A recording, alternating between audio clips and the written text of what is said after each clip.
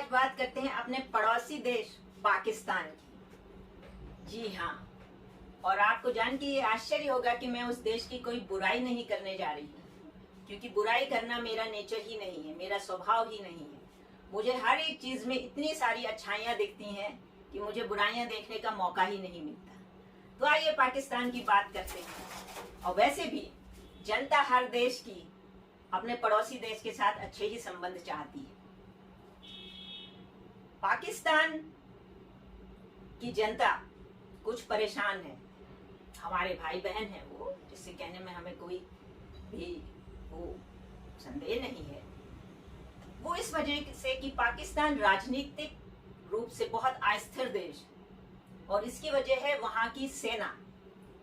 पाकिस्तान की सेना हमेशा से हावी रहती है पाकिस्तान की राजनीति पर, और किसी भी नेता को जो अच्छे काम कर रहा हो और जो जनता के बीच में जिसकी जगह बन जाती है, वो उसको तुरंत हटाने के लिए उल्टे सीधे आरोप लगा के उसे कभी फांसी कभी देश के बाहर भेज देती है। ऐसा ही हाल में हुआ इमरान खान साहब के साथ। इमरान खान को हम हिंदुस्तान में भी बहुत अच्छी तरह जानते हैं। वो पहले क्रिकेट के खिलाड़ी थे जो हमारे अपने कपिल देव गावस्कर के साथ खेले हैं और पाकिस्तान के साथ साथ भारत में भी बहुत मशहूर थे। एक खिलाड़ी होने के नाते जो उनका तरीका था सही को सही और अच्छे को अच्छा कहना और गलत को गलत कहना, वही उन्होंने राजनीति में भी अपनाया। इसकी वजह से वो पाकिस्तान की जनता में बहुत लोकप्रिय हो गए और उन्हें जनता ने सर आंखों पर बिठाया। लेकिन उनकी बढ़ती हुई ताकत और लोकप्रियता को देखकर सेना को लगा कि अब तो उसकी जो दादागिरी है, जो हावी रहती है राजनीति पे और वो अस्थिर बनाकर अपना राज करती है, उसे परेशानी हो सकती है अगर इमरान खान बने रहे तो इमरान खान को हटाया गया। उनकी एक अल कादिर यूनिवर्सिटी में घपला है, उसके आधार पर अल कादिर यूनिवर्सिटी उन्होंने विश्व स्तरीय विश्वविद्यालय बनाया है जिसमें हर तरह की विश्व स्तरीय शिक्षा दी जाए।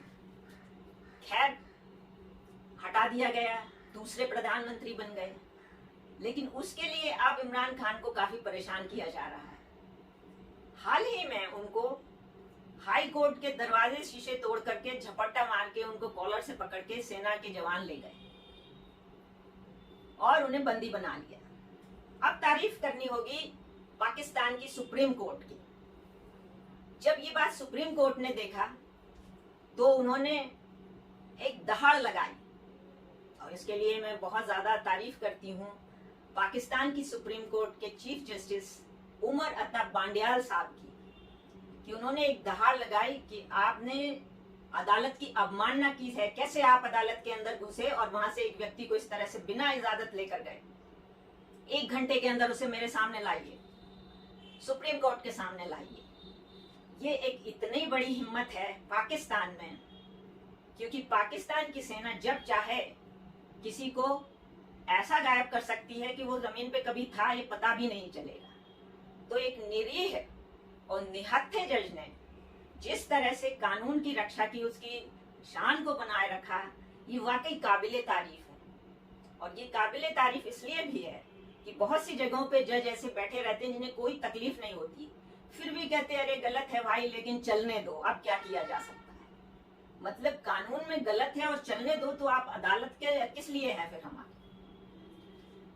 उसमें एक इंसान जो बंदूक के साये में बैठा है वो दहाड़ लगा के कहता है आप गलत कर रहे हैं, अदालत की अवमानना कर रहे हैं, उन्हें 1 घंटे के अंदर मेरे सामने लेके आइए।